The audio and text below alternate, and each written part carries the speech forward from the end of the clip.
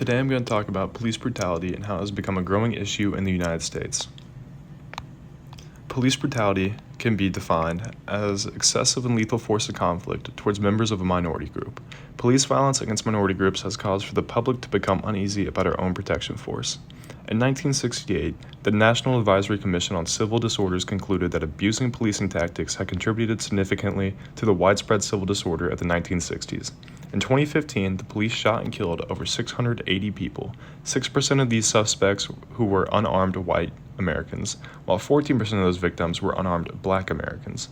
If we look at the numbers from this last year, we see that 945 people have been fatally shot by police. In America as a whole, African Americans are 3 times more likely to be killed by a police officer than white people. In 2015, in all the cases with police killings, 99% of the cops were not convicted of any crime. On average in the United States, an officer takes the life of a citizen every 7 hours. Over the past 20 years, we can look at countless police brutality cases in which have sparked national outrage. The divide between police officers who are supposed to protect us and citizens is bigger than ever. In this picture, we see Oscar Grant, an Oakland native, who was out partying on New Year's Eve with his friends in 2009. On the way back from wanting to see the fireworks, a small fight broke out on the train in Fruitville Station with Oscar and his friends being involved. The police officers were called and were insisting that Oscar and his friends were resisting arrest. They picked Oscar out of the crowd in the train and had him and his friends cuffed on the ground in the station. A bystander on the train began to record the whole incident where we see the cops yelling at all of Oscar and his friends. All of a sudden, the 2 officers are fighting with Oscar, and one has his knee on his head, while the one in the back has his knee on his back. The back officer pulls out his gun and shoots him. The officer claimed to make the mistake of going for his gun and not his taser. The officer who fired the fatal wound was indeed not charged with anything. Oscar Grant was racially profiled and killed in cold blood by these racist police officers. On August 9, 2014, Michael Brown and a friend of his were walking in the middle of the road when a cop decided to investigate upon suspicious activity.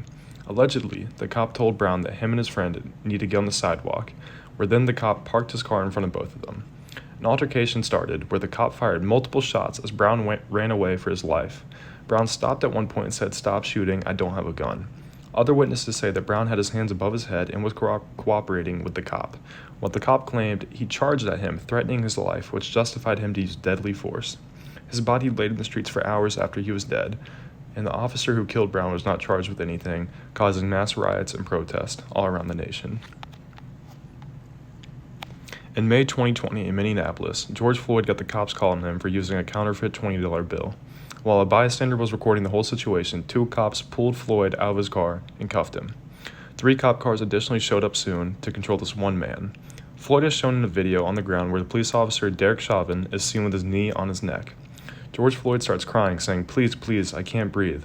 Derek Chauvin had his knee on his neck for a whole 9 minutes and 29 seconds. George Floyd was pronounced dead at the hospital at 9:25 p.m. This went on to spark protests all around the nation because of this racially profiled death. Derek Chauvin was charged with second-degree accidental murder and sentenced up to 22.5 years in prison. As for the other 4 cops who watched this all go down, they were all charged with aiding and abetting second-degree murder and aiding and abetting second-degree manslaughter.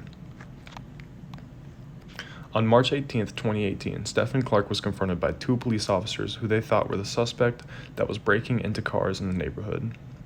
Clark was in his grandparents' front yard when the cops showed up, and then he fled to the backyard where he stopped running and walked towards the 2 cops with his phone in his hand.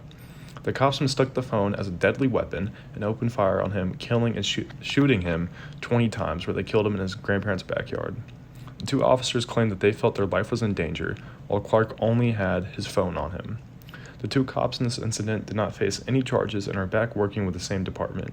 Clark's 2 sons did end up filing a lawsuit on the city of Sacramento and the officers who killed their dad, and they are to be paid $2.4 million distributed even when they both turned 22.